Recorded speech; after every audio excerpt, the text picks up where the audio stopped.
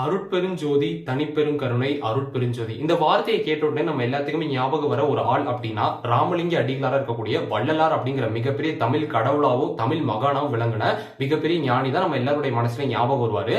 அப்படி இருக்கும்போது வள்ளலார் அப்படிங்கிற ஒரு 10 நாள் வாழ்க்கை வரலாறை பத்தி தனி ஸ்பெஷல் வீடியோவை இந்த சேனல் நம்ம வந்து மேக் பண்ணிருக்கோம். அதை நீங்க பார்க்கல அப்படின்னா லிங்க் டிஸ்கிரிப்ஷன்ல கொடுத்து நீங்க வந்து வாட்ச் பண்ணிக்கோங்க.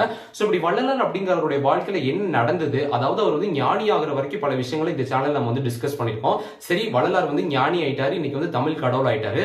ஆனா வள்ளலாருடைய வாழ்க்கையில அதுக்கப்புறம் பின்னாடி என்ன நடந்தது, வள்ளலாருடைய இறுதி காலங்கள் என்ன, அதுக்கப்புறமேட்டு அவர் என்ன ஆனாரு, அவர் இறந்து போயிட்டாரா இல்ல அவர் வந்து காணா போயிட்டாரு அப்படின்னு சொல்றாங்க. அதாவது ஜோதியோட ஜோதியா உலகத்துல இருக்கக்கூடிய எல்லா உயிர்களோட எல்லா இயற்கையோட ஒன்றி போயிட்டார் அப்படின்னு சொல்றாங்களே, இது சயின்ஸுக்கே அப்பாற்பட்ட விஷயமா இருக்குது. இதெல்லாம் உண்மையா, அதுக்கு பின்னாடி இருக்கக்கூடிய பல மர்மங்களை தான் இந்த விட நம்ம வந்து ரிவீல் பண்ண போறோம். கடைசியை ஸ்கிப் பண்ணாம வாட்ச் பண்ணுங்க.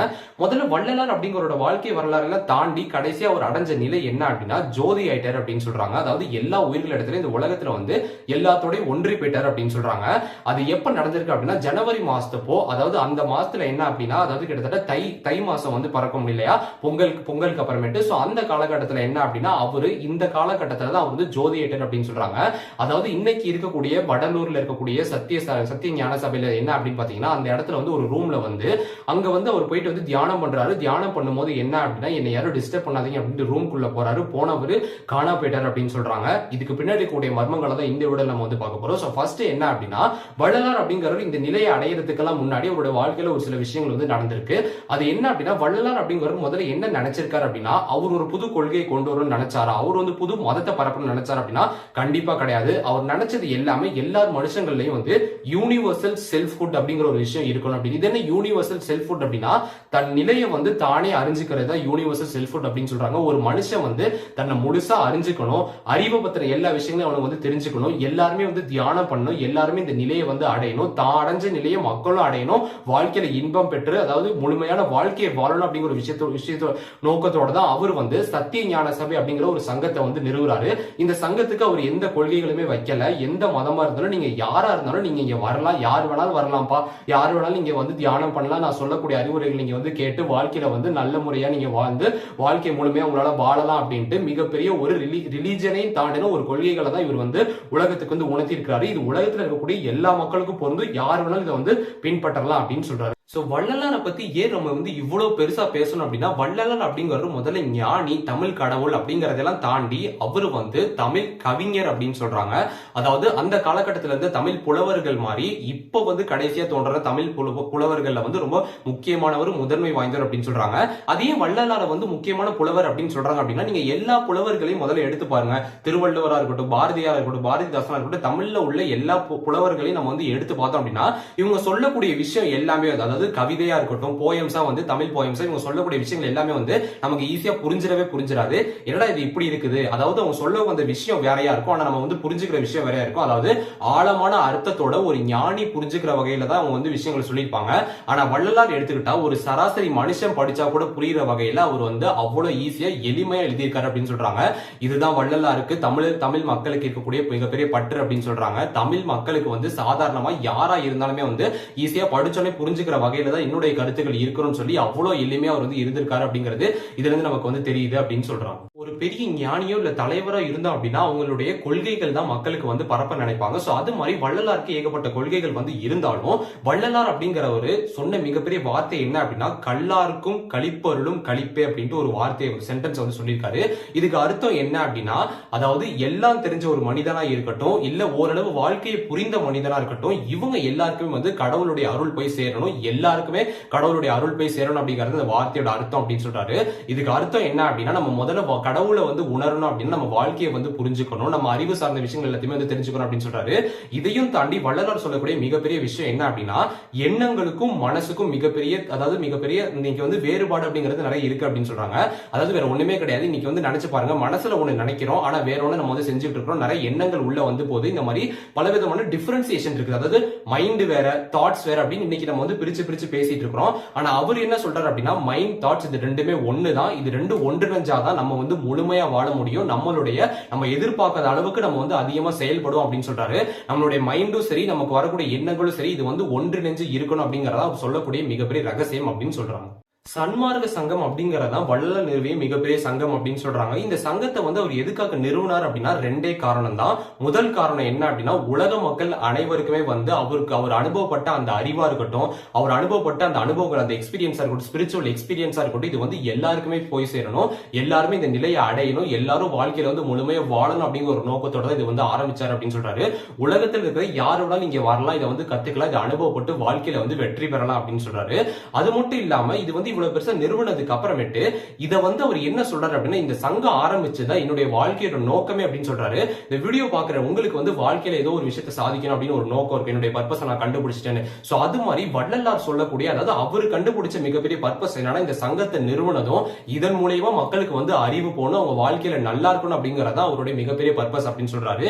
இது மட்டும் இல்லாம வள்ளலார் வந்து புலவர், நம்ம முன்னாடியே சொன்ன மாதிரி அவர் சாதாரண புலவர் இல்ல, எவ்வளவு திறமை வாய்ந்தவர் அப்படின்ட்டு ஒரு நிகழ்வை வந்து உணர்த்துது.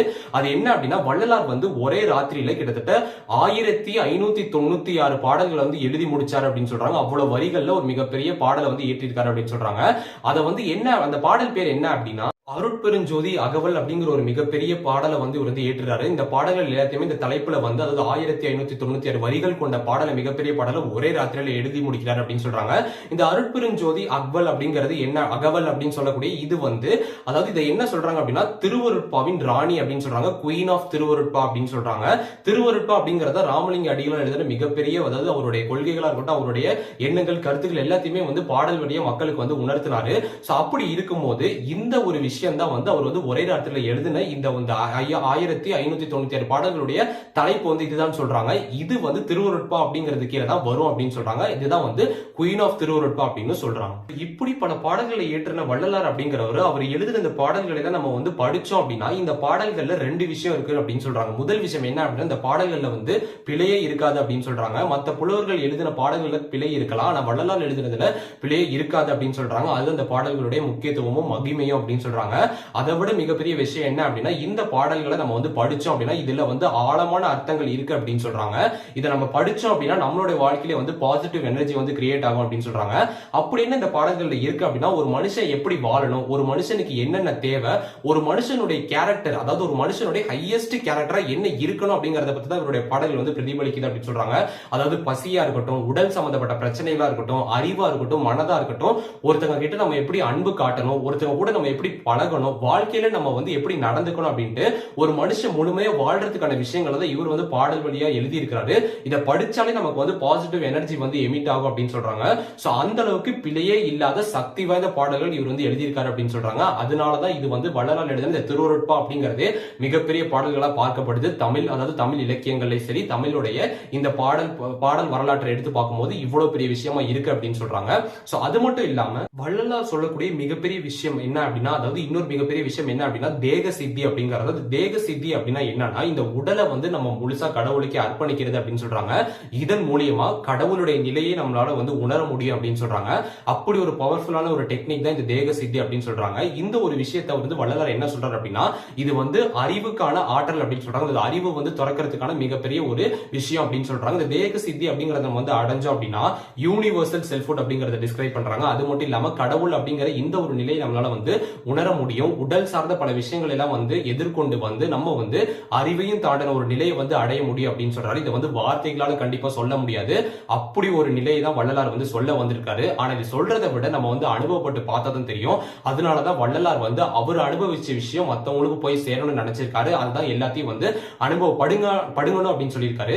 சரி, இவ்வளவு விஷயம் சொல்லியிருக்காரு, இவ்வளவு பெரிய ஆளா இருந்திருக்காரு, கடைசியில் அவர் என்னதான் ஆனாரு, அவர் ஜோதி ஐடர் அப்படின்னு சொல்றாங்களே, கடைசியில் என்னதான் நடந்திருக்கு அப்படின்னா, அதாவது ஜனவரி அப்போ, அதாவது 1874 வருஷம் ஜனவரி அப்போ என்ன இருக்கு அப்படின்னா அவர் வந்து வள்ளலார் வந்து எல்லாத்துக்கிட்டே பேசிட்டு இருந்திருக்காரு. பேசிட்டு இருந்ததுக்கு அப்புறம் என்ன நடந்திருக்கு அப்படின்னா, நான் வந்து இந்த பூமிக்கு வந்து நிறைய பணிகள் வந்து ஆட்டிட்டேன், இன்னும் நான் பல பணிகள் வந்து ஆட்டணும்னு நினைக்கிறேன். ஆனா அதுக்கு இந்த நிலை எனக்கு வந்து பத்தாது, நான் இதையும் தாண்டினா அதாவது அதிகபட்ச நிலையை வந்து நான் வந்து அடையணும்னு நினைக்கிறேன் அப்படின்னு சொல்லிட்டு என்னை யாரும் தொந்தரவு செய்ய வேணாம் அப்படின்னு சொல்லிட்டு அங்க இருக்கக்கூடிய ஒரு ரூம்ல, அதாவது அவர் இருக்கக்கூடிய ஒரு ரூம்ல வந்து என்ன பண்றாரு அப்படின்னா கதவை சாத்திட்டு தியானம் பண்ண போறாரு அப்படின்னு சொல்றாங்க. போனதுக்கு அப்புறம் யாருமே வந்து டிஸ்டர்ப் பண்ணவும் கிடையாது. ரொம்ப நாளா அதை வந்து யாருமே வந்து கண்டுக்காம விட்டுட்டாங்க.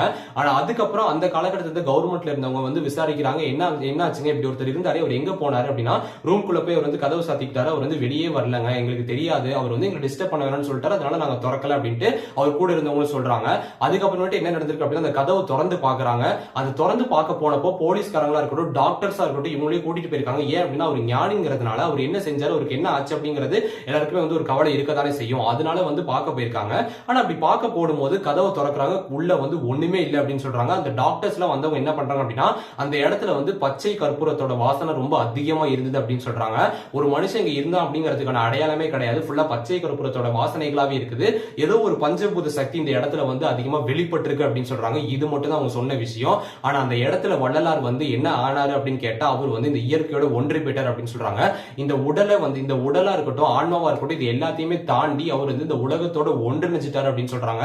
இந்த யூனிவர்ஸ் அப்படிங்கறது எல்லா விஷயத்திலும் அவர் வந்து இருக்காரு அப்படின்னு சொல்றாங்க. அவர் நம்ம எந்த இடத்துல பார்க்கலாம் அப்படின்னா மத்தவங்களுக்கு வந்து பசி ஆற்றும் போது, மத்தவங்களுக்கு வந்து கருணையோட நம்ம வந்து நடந்துக்கும் போது மட்டும்தான் வள்ளலார் அப்படிங்கிற ஒரு எண்ணமா இருக்கட்டும், வள்ளலார் அப்படிங்கிற ஒரு விஷயம் வந்து நமக்கு தென்படும் அப்படின்னு சொல்றாங்க. இந்த ஒரு நிலையை தான் அவர் வந்து சொல்லவும் நடிச்சிருக்காரு. கடைசியில அவர் வந்து இப்படியாவும் ஆயிட்டார் அப்படின்னு சொல்றாங்க. இது எல்லாருக்குமே மிகப்பெரிய ஆச்சரியமா இருக்குது. அது எப்படி ஒரு மனுஷனால வந்து இப்படி இயற்கையோட ஒன்றி போக முடியும், எப்படி ஒருத்தனால காணா போக முடியும், உடம்பு அதாவது உடல்ல இருக்கக்கூடிய சதையா இருக்கட்டும், ரத்தமா இருக்கட்டும், இது எல்லாத்தையுமே தாண்டி எப்படி ஒரு மனுஷன் வந்து மறைஞ்சு போக முடியும் அப்படின்னா அவர் எவ்வளவு பெரிய ஞானியா இருக்கணும். அவர் தான்ப்பா வந்து மிகப்பெரிய தமிழ் கடவுள் அப்படின்ட்டு இன்னைக்கு வந்து பேசி இன்னைக்கு பல பேர் அவருடைய கொள்கைகளை வந்து பின்பற்றிட்டு இருக்காங்க. இதுதான் வள்ளலார் பின்னாடி கூட மிகப்பெரிய ரகசியங்களா இருக்கட்டும், மர்மங்களா இருக்கட்டும். ஆனா அதுக்கப்புறம் என்ன நடந்துச்சு அப்படிங்கிறது இன்னைக்கு வரைக்கும் யாருக்குமே தெரியாது. அவர் வந்து இன்னைக்கு வரைக்கும் வந்து ஜோதி மூலியமா அந்த ஜோதி நீங்க வந்து வெளிப்பட்டு நான் அனுபவிச்ச இந்த நிலையை நீங்களும் அனுபவிக்கணும், வாழ்க்கையில முழுமையான வாழ்க்கையை வாழணும் அப்படிங்கறத அவர் இந்த உலகத்துக்கு விட்டுட்டு போன மிகப்பெரிய விஷயங்கள் அப்படின்னு சொல்றாங்க. சோ இதுதான் வள்ளலார் பத்தின மிகப்பெரிய வாழ்க்கை வரலாறு. அதுக்கப்புறமேட்டு அவருக்கு அதாவது ஒரு வாழ்க்கை வரலாறு தாண்டி அவருக்கு பின்னாடி நடந்த பல விஷயங்கள் இதெல்லாம் தான் அப்படின்னு சொல்றாங்க. சோ இந்த விஷயங்கள் வந்து உங்களுக்கு எந்த அளவுக்கு ஆச்சரியப்படுச்சு அப்படிங்கறத கமெண்ட் பண்ணுங்க. இந்த மாதிரி இன்ட்ரெஸ்டிங் இன்ஃபர்மேஷன் தெரிஞ்சுக்கணும்னா ஒரு யூஸ் சேனலை சப்ஸ்கிரைப் பண்ணுங்க, ஃபாலோ பண்ணுங்க. தேங்க்ஸ் ஃபார் வாட்சிங்.